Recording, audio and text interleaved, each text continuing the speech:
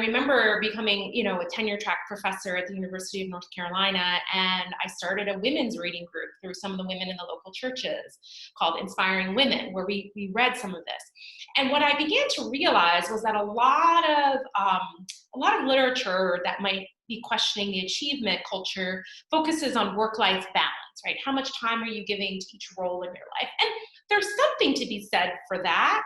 But I think what Pieper and also what Oakeshott are saying is that it's not just about how many hours go to work and how many hours go to non-work, but what's the state of mind that you're bringing both into your work and into your rest. And what I found, and you talk about this in your article, is that we get habituated to a certain way of being in the world.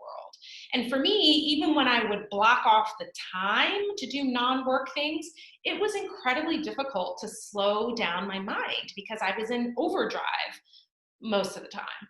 So what I think Pieper and Oakeshott are actually doing is kind of challenging us more, not just to change our exterior, but to change ourselves from the inside out, which is an extremely difficult thing to do. And for me, I've done that through my faith, also through more intentionally cultivating time alone in nature or time in art museums. And coming to see this is actually part of my education because it's part of forming me as a person. Now, do you find that you get to apply these ideas to your work as a professor in the Honors College at Baylor? I mean, is it actually possible to live in this leisurely way while being an honors student at Baylor and an Honors College professor at Baylor? That's a great question. I was just telling somebody the other day, I was asked what was my favorite book, and I said, well, probably one of my favorites would be Leisure, the Basis of Culture.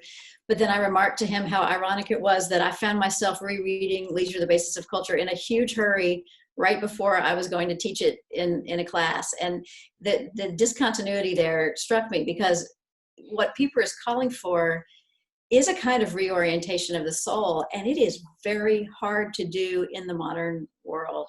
And it's harder the older you get and the more responsibilities you have. I've taken over the direction of, I'm the director of the honors program at Baylor.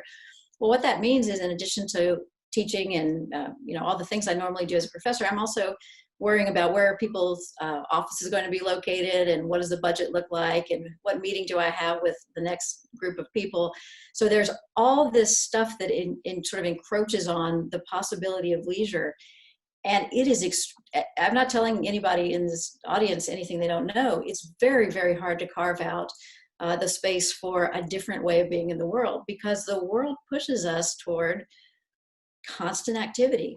I mean, and technology, we don't even need to say what that does. We're constantly attentive to emails and to text messages and all the demands of all the people we know in our lives. It's so hard to make that distinction. I do, however, think that recognizing that the distinction is there to be made and observed is in itself a good. So that if Oakeshott and Pieper can remind us, yes, life is not all this terribly unending rat race, and there are other ways of orienting, then you can try to cultivate those other ways of being. And that's what I try to show my students. So, a lot of them will read Pieper and they're like, oh, I don't really get what he's up to. But then we talk about it and they say, oh yes, I do have experiences of something like that.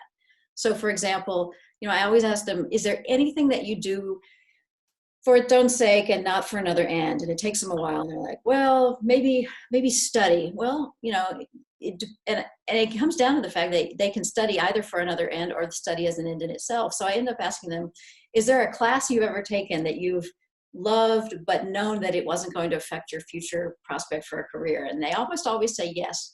There was that class in literature. Or if they're a humanities person, they'll say, yeah, there was that math class that I usually don't like math, but I just loved it for its own sake. And I say, okay, that's getting to the kind of leisure that the Pieper and Oakeshott are talking about, doing something for its own sake and not with thought for what's going to follow it.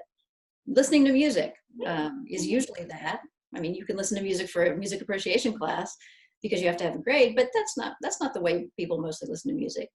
So there are these activities, friendship, certain kinds of friendship where the end is not using the friend for any purpose, but delighting in the friend. So we do have experience of these leisured modes of activity.